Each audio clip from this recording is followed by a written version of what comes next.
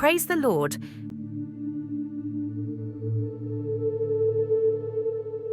மனுஷன் அப்பத்தினாலே மாத்திரம் அல்ல, தேவனுடைய வாயிலிருந்து புறப்படுகிற ஒவ்வொரு வார்த்தையினாலும் பிழைப்பான்.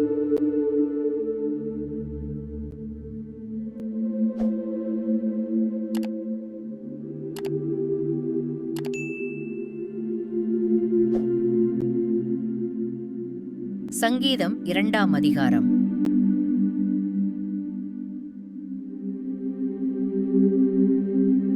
பழைய ஏற்பாட்டில் உள்ள சங்கீத புத்தகம் கவிதைகளின் தொகுப்பை கொண்டுள்ளது.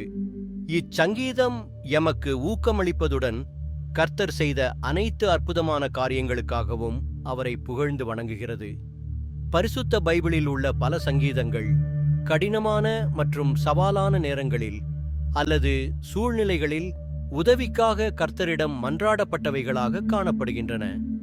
ஏனைய சங்கீதங்கள் எதிரிகள் அல்லது பொல்லாதவர்களிடமிருந்து விடுதலை போன்ற மனித விவகாரங்களில் கர்த்தரின் தலையீட்டிற்கு நன்றியையும் பாராட்டையும் தெரிவிக்கின்றன. சங்கீதங்களை படிப்பது உற்சாகத்தையும் ஊக்கத்தையும் தருகிறது.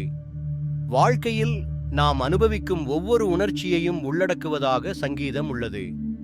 நீங்கள் மகிழ்ச்சியாக இருந்தாலும், சோகமாக இருந்தாலும், காயமாக இருந்தாலும், மனம் உடைந்தவராக இருந்தாலும், நன்றியுள்ளவராக இருந்தாலும் அல்லது நோய்வாய்ப்பட்டவராக இருந்தாலும், உங்கள் ஆழ்ந்த உணர்வுகளையும் உணர்ச்சிகளையும் கர்த்தரிடம் வெளிப்படுத்த உதவுவது சங்கீதமே ஆகும்.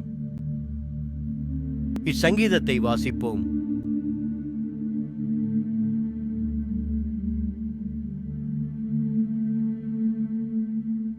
ஜாதிகள் கொந்தளித்து ஜனங்கள் விருதா காரியத்தை சிந்திப்பானேன்?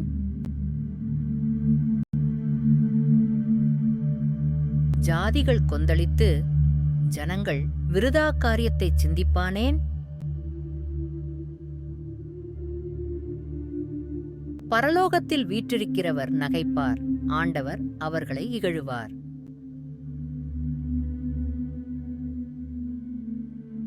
அப்பொழுது அவர் தமது கோபத்திலே அவர்களோடே பேசி தமது உக்கிரத்திலே அவர்களை கலங்க பண்ணுவார்.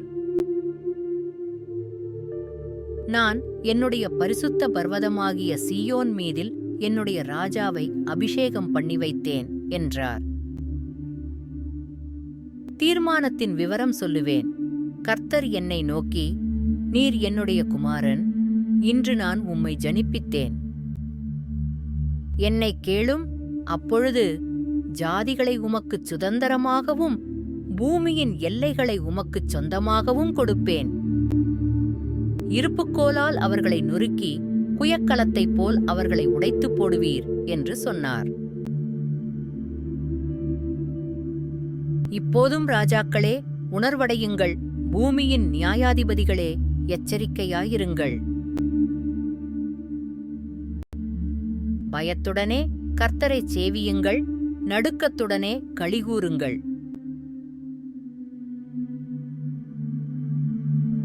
குமாரன் கோபங்கொள்ளாமலும் நீங்கள் வழியிலே அழியாமலும் இருக்கும்படிக்கு அவரை முத்தஞ்செய்யுங்கள். கொஞ்ச காலத்திலே அவருடைய கோபம் பற்றி எரியும். அவரை அண்டிக் கொள்ளுகிற யாவரும் பாக்கியவான்கள். பல சங்கீதங்களைப் போலவே சங்கீதம் 2 கருப்பொருள் இறுதி வசனத்தில் வலியுறுத்தப்படுகிறது. நாம் கர்த்தரை எதிர்த்தால் அழியலாம் அல்லது அவரிடம் சரணடைந்து ஆசீர்வதிக்கப்படலாம்.